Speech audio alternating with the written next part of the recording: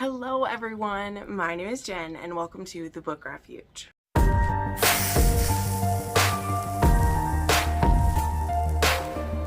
All right everybody, how are you doing today? Today I am bringing you some more sports recommendations, but with a bit of an Olympic twist, or to the best of my ability. Okay, I had to get a little bit creative with this. So I have been wanting to do a video actually for a while that had some less common sports in it, or, basically ones that weren't the same, football, baseball, basketball, hockey recommendations, right? Because I do have, I believe, individual ones for 3 out of the 4 of those. Will be doing a baseball one eventually, but I have a football and a hockey one, and maybe I haven't done a basketball one yet either, but I've done quite a few that are sports, and they usually have those big team sports that we're used to seeing and everything. But I wanted to pull up some that were correlated with the Summer Olympics, again, to the best of my ability. I didn't want to do a video that was just Summer Olympic recommendations or, Olympic athletes, mostly because I haven't read a ton of those, and I know about a lot of the most popular ones that everyone's reading, and I just haven't been really interested in those. So instead, I went and I looked up what, most of the Olympic sports are, and I found a whole bunch. So some of the recs we're going to be looking at today are, we have fencing, swimming, soccer, figure skating. That one, of course, I don't believe that is a Summer Olympic, but I fit a figure skating one in here because I wanted to. Track and field, cross country, surfing, tennis, rowing, boxing, all of those things. So it was tough to scrape some of these together for ones that I've both read and recommend. Sometimes that's difficult to put together a rec for that, but I was able to scrape together 10, as well as I have 2 recommendations that I haven't read, but I know maybe you guys will want to read. And I will have links to all of these down below if you want to snag them on Amazon or add them to your own wish list. And let's go ahead and dive into these. So first up, I wanted to start actually with a whole series that has unique sports in it, and that's going to be the Savage Academy by J. Wolfe, or Julia Wolfe, who I adore. Her Savage Academy series spins off from her the Savage Crew series, which is high school, the Savage U, which is college, and then Savage Academy is the, prep school in the same area or whatever. And the first book in this series is Save One Thing, and this one is about Luciana and sorry, I wrote it down so that I wouldn't forget. And Beckett. And they're actually the younger siblings of other people from other books, so this was a good intro to this one. And the sport in this one is actually soccer. And this one is I believe this is a friends to lovers situation. Yeah, because they've known each other through their, siblings and everything. And so, Luciana, she's very focused on school and on a lot of heavy burdens that she's carrying. There's a lot going on in her life, and yeah, Beckett is very supportive, and he's always there to help keep her on track and be there to support her however he can. And he may get a little bit high-handed with how he does that sometimes, but yeah, I just really loved these two together so much, and it was a great way to start off the series. Next up, there was actually, what are you doing here? There was actually These Two Wrongs, and this one was super fun because this one has fencing in it, which was great. I mean, I thought I would be able to find more of these actually. I don't know, I think fencing is so cool, but that is in this one. And this book is about Reese, and this one is about Reese and Delilah. And this one is very exciting because Reese is actually hired by his roommate to keep Delilah busy so that his roommate can go after her sister, Evelyn, who we'll talk about Evelyn soon in a little bit here. And they end up hanging out with each other, and they actually hook up. So they're both really attracted to each other. And he's like, what's a better way to distract her than if we hook up together? It'll be great. And he has a great time with the hookup, but Delilah is a bit disappointed. He doesn't really get her there, and he's a bit lacking to her. And this is a big ego blow for him. But what I love about Reese is that, granted too, let's remember, these are 18-year-olds. They are not at their highest sexual peak, okay? So the fact that he has been thinking he's such a stud with all of these, you know, with his sexual experience, and she's like, dude, you didn't do it for me. You didn't even really try. You blew in like 2 seconds, which again, understandable for an 18-year-old, but I love about him where now it's more than just him, you know, supposed to be keeping her busy, because he actually doesn't really care about keeping her busy. He cares about getting paid by his roommate, so he's like going along with it for that. There are reasons why he needs money, which again, you'll have to read the story to know why. But he ends up asking her to teach him to be better at sex, which I really like, because usually it's the other way around where the guy is teaching the girl, which, I mean, again, come on. Let's be real, it's usually the guys that need some advice anyway. It's only in romance novels that the guys know what they're doing with this. And so she agrees to do that. And I love the fencing part of it too, like I said. And I just ended up really loving Reese. He really won me over. And it was a really good, like the way that he has to like grovel to once she finds out that he was originally paid to be by her is just like, it's a whole thing. So then we have my favorite book in the series, which is one of my 6-star reads from this year, is Jump on 3. And this one is about the sister, Evelyn, and then we have Ivan, who is actually Russian, and he is into Evelyn. But the thing is that Delilah from, right, the previous book, she actually has a thing for Ivan, and they're friends. And Evelyn knows this. So also Evelyn is on the spectrum. And so part of the reason why that previous guy saw her as a challenge was because she had seemed so aloof to him, and he really wanted to like win her over. And also she was a virgin, and he wanted to be the one to pop her cherry, and she was not gonna fall for that or anything. But her and Ivan end up, they're both on the swim team, so they do a lot of traveling together. That's the sport in this one, is swimming.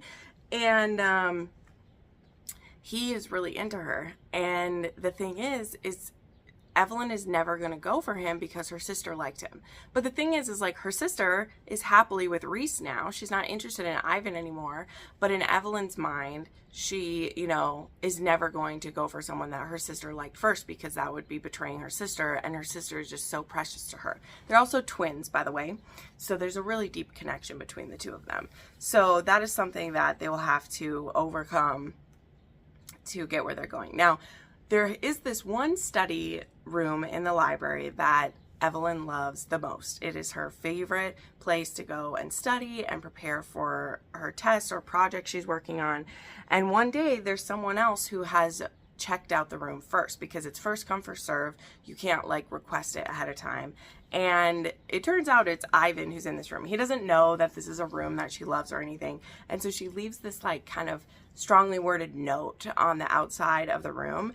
And he very quickly figures out who this is just because of the way the note is worded and everything. And he just thinks it's so cute that she demands this space in the in the library, and he definitely tortures her a little bit about it. But as these two begin to care for each other, it was just really beautiful the way that Ivan protects her and loves her and looks out for her, and also really helps her on the swim team as well. She's being bullied on the swim team, and when Ivan notices it, he very much wants to help her through that and everything, and it was just so sweet. I just love this couple so much. I'm sure I'm underselling it, but definitely if you want to try out some unique sports, this whole trilogy is really great. And also it's Julia Wolf, who she writes some swoony men, y'all, if you haven't figured it out by now. They're wonderful. Okay, next up, we have Waking Olivia, which it's been a very long time since I read this one, so I do have my notes pulled up for this one. But this one, the sport is cross country. And this was actually one that I read for my Patreon way back when, which is cool. This is one of the first books that I did for Patreon, which is awesome. But Olivia, she's been through some really tough stuff, and so she's having a tough go on the, this is a college cross-country team, and her coach, this is a romance between her and her coach. So it's a struggling track team. I lied, it might not be, it's not cross-country, it's track, but she's a runner, so that's why I had said that. She needs some help with discipline and being focused, and so they definitely butt up against each other. So he is her coach, but he actually isn't that much older than her. I believe that he himself had graduated not too long ago from college, and she's just entering it, right? So there's not like a huge age gap between them. It's more the power dynamic that makes this one forbidden. But this definitely is an enemies thing off the bat. They're very much, you know, Will is, he's such a good man. Like Will, he's such a good hero. I loved him so much. And Olivia is just very frustrating to deal with, but she has so many guards up. She has so much in the way, and he really has to work at kind of getting past those barriers, as well as this being, like I said, a taboo situation. But I didn't find them being together to be like a huge barrier because of his position. Actually, it should be. I mean, it's still taboo for that. But there was a lot more other things in her way of accepting love than just his position. So yeah, I found that very interesting. But yeah, that one is a running one, cross-country, track, whichever you want to look at for it. Okay, then we have another college one, and this one is volleyball and football, but volleyball is the one we're going for the Olympic sports, and that is Blitzed by Devney Perry. This is one that shows up in a lot of videos of mine because I love it for like forbidden romance or secret lover and like all of those. But this one is a football coach. This is a college football coach and a college volleyball player, and they actually live in the same like community. And at the beginning of the school year, on the 4th of July, so like before anything's happened yet, she has moved into the house next door to his, but he doesn't know that yet. And every year he hosts this 4th of July barbecue because he has a really nice house in this community and everyone comes over, and he meets this girl there. And he thinks she's older than she is, and also he doesn't know where she lives there, so he honestly isn't sure where she kind of like stumbled in from. She's barefoot when she comes over, and they just have this amazing chemistry at this party. They end up hooking up, and then a couple days later, our heroine, she is getting introduced to all the coaches at this college because, again, she has just transferred there for her senior year to be a volleyball player on the team. Her mom is actually a famous volleyball player. I believe her mom did go to the Olympics. So her mom has put a lot of pressure on her to be good at volleyball. And she is coming to this school from a little bit of scandal from the previous place she was at. So that's very interesting to note. And when she gets introduced to all the coaches, they both realize, oh my God, this person that I slept with, this is very inappropriate. And they both are in tough situations where this would be inappropriate, even though, again, she is a senior in college, so she's, I believe, 21 going to be 22, or 22 going to be 23, I can't remember. And he, I think, is just 10 years older than her. But his department has already had some like relationship scandals before. And again, she is actually coming from a school with scandal behind her as well. So they really don't want to fuck anything up in that regard. And so they very much are like, okay, we have to stay away from each other. But the thing is, she lives right next door to him. And again, she likes to wander around barefoot at night sometimes. And they're just very drawn to each other. So I really, really love this one. It's my favorite Devney Perry. And I think it really fits into this well. It's a double sport. As I said, he's a football coach and she's a volleyball player. And I thought volleyball was a really unique one to have for sure. I like that a lot. Okay, then we have one that this one was really a throwback for me, so I really have my notes up for this one. This one is a rugby player, and this is Melt For You by J.T. Geisinger. And this one is a wallflower gets seduction tips from a Playboy athlete. So in this one, they're neighbors, and we have socially awkward Jolene Bixby. And she is a cat lady who stays at home, and she really is falling for her unattainable CEO, and she just does not know how to win him over. And Cameron McGregor, could you have a more Scottish name than that? I mean, come on. He is a Scottish rugby captain who lives next door. And so he's not her type at all, but he's offering to give her tips so that she can seduce this CEO. And I believe she cooks for him in exchange. I think that's what's happened. Again, it's been a long time since I read this one, for sure.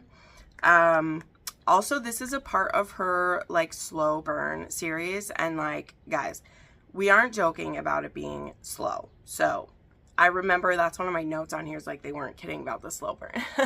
Okay, then we have tennis, and we have actually Misconduct by Penelope Douglas. This one is a throwback too. I remember reading this one right after I read Birthday Girl, because I wanted to read more like age gaps, forbidden romance from her. Oops. And she didn't actually have many of those at the time when I was reading her. So this one's kind of interesting though, because the heroine like was a tennis player and now she's a teacher, but there still are some references to it. And I believe that we see some games played as well. But yeah, again, this one's been a long time. So this one is former player is Easton Bradley, and she's now a teacher, and she's trying to reach a lot of her bored students and trying to forget her past and stuff that went down with that. And so she meets Tyler Merrick for the first time because his son is having trouble in school.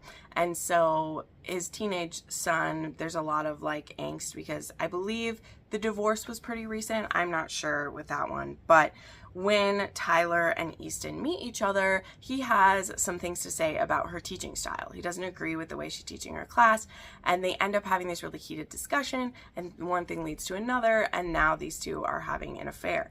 The only thing is now is that Easton is his son's favorite teacher because of her teaching style, and he really doesn't need to have a bigger rift between him and his son if his son is pissed that he is boinking his teacher. So there's a very like awkward stuff in between there. But this one was really hot. There's some super steamy scenes in this one. I think if I read it now, it might stretch the bounds of belief for me. But I had a lot of fun with it when I read it before. So, and it is an age gap because there's a 12-year age gap. She's a new teacher. She's a young woman. And so, yeah. But anyway, I liked this one a lot when I read it.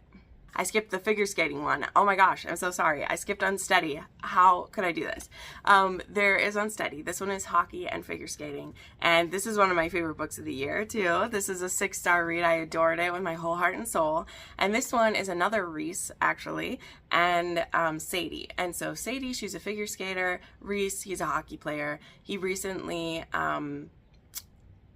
had an injury and a concussion that took him out of the game for a while, and now he's dealing with some serious anxiety about playing and being on the ice. Like, he really is struggling with it. So he's been helping with kind of a kids program to get him used to being on the ice, and then having some private ice time to try and just like get over this fear.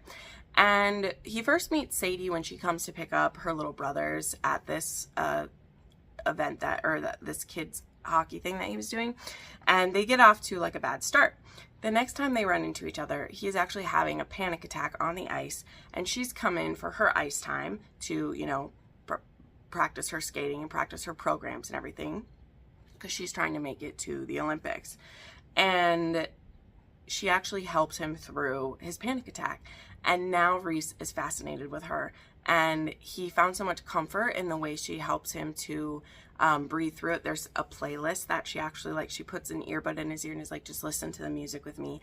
And so even though she's this grouchy, like scratchy black cat of a heroine who has a lot on her plate, she basically is the main caregiver for her brothers while staying in school, while trying to make the Olympics, while having a very demanding coach who's trying to keep her on the top of her game. And she does not have time for sweet, lovable Reese, who just wants to pant after her like the golden retriever that he is. But Reese is persistent. Reese is dedicated. He is loving. He is just one of the dreamiest men I've read in a long time. Like, top tier book boyfriend stuff here, guys. Top tier, okay? and he just refuses to give up on Sadie or her little brothers. And so I adore him so much. So yeah, that is my figure skating one. Okay, back to it. Now we'll get into the fighting ones. So we have a contemporary one, and then I actually have some historicals, which again, fighting was pretty much the only historicals I could find, although I do have one other one to mention as well. But anyway, there is Fighting Silence by Ali Martinez. Now, there are a ton, as I said, of fighting ones that I could have picked for the contemporary ones, but I just picked one because, again, there are so many of those. I can make a whole video just dedicated to those, but I wanted to put one on here. And this one I find is unique too, because this is the hero that he's actually going deaf, and at least one of his little brothers is as well. So there are, in total, there's these 4 kids, okay? 3 of them are brothers, and one is this girl who has become their friend, and they've been friends for years. And they really kind of would hide away from their families together, and they built their own little found family that they had. This is Till and Eliza. Sorry, I misspoke earlier. But they really, through this book, you see their whole journey together from when they're young and they first meet each other, when they're both hiding out from their families, to eventually them, you know, being the only support system each other has.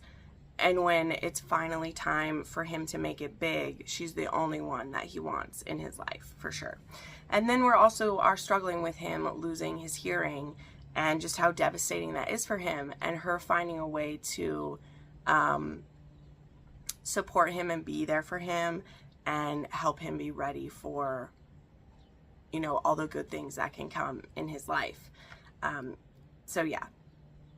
I really liked this one. Sorry, it's a very emotional book. It's very good. But yeah, this whole series, I believe, is about the brothers. I haven't ever continued it yet, but I really enjoyed this first book a lot. Okay, next up we have, as I said, some historicals. So the first series I want to mention, and then I have my I have the first book here in this series. So there is the Victorian Prizefighter series by Alice Coldbreath. It begins with a bride for the prizefighter. My favorite one in the series is actually book 2, which is what I thought that I grabbed, but I guess I didn't. I grabbed this one. The second one is a substitute wife for the prizefighter. That's my favorite. But all 3 of these involve different prizefighters in different ways. This first one, the guy, he like owns, I believe, like an inn/hotel place, and he'll do these. Yeah, he owns an inn, and he'll do these prize fights every now and then. So yeah, these 2, they end up getting married because she needs to wed him to take care of her. And I believe her father kind of set it up without really asking her, and now her father has died and she doesn't have anywhere to go. So they definitely have kind of a grumpy beginning. Like, he's very grumpy in the beginning with them. And again, this one isn't my favorite in the series, but it does start off the series. And again, I liked the prize fighting aspect of it, and it's just written very different than a lot of historicals that I've read, right?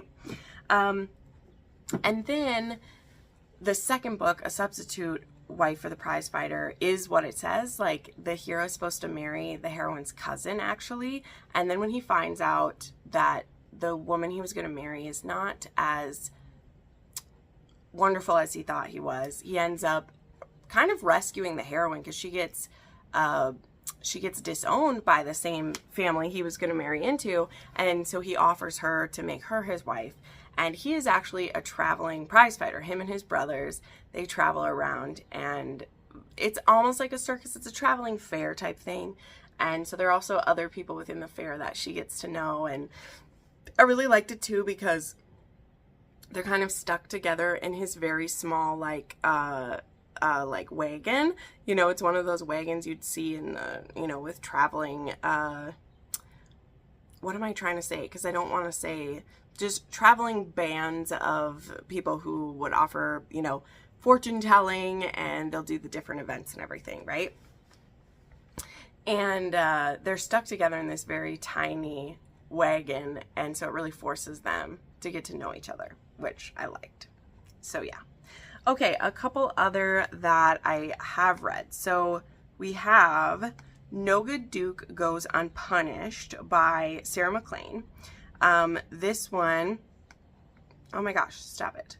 This one is Mara and Temple, and there is this like fighting ring beneath the casino there. And so, yeah, Temple is a prize fighter there. And so Mara he was accused of murdering Mara. But Mara didn't actually die. She disappeared for reasons. And so he has carried this burden of being known as the person who killed her for all these years, even though no one could like prove it. And so he's kind of just hid in his, you know, the dark parts of London and does this fighting to make money, and like that's just where he lives.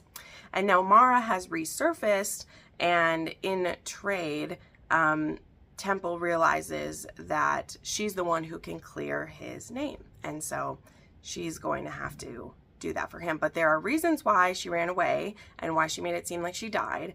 And it might not be safe for her to just pop back up like that and do whatever he wants. But you know what? We're going to do what we got to do. And then the last one is Say Yes to the Marquess by Tessa Dare. And this one is really fun. So this one has Cleo and she's supposed to marry the Marquess of Granville, but he has continued to push off their wedding for years and years and years. And so she's tired of, after 8 years of waiting to marry him, she is like, set the date, let's do it. And he just hasn't. Now, he gets his own story later on. There's reasons why Pierce hasn't made it happen.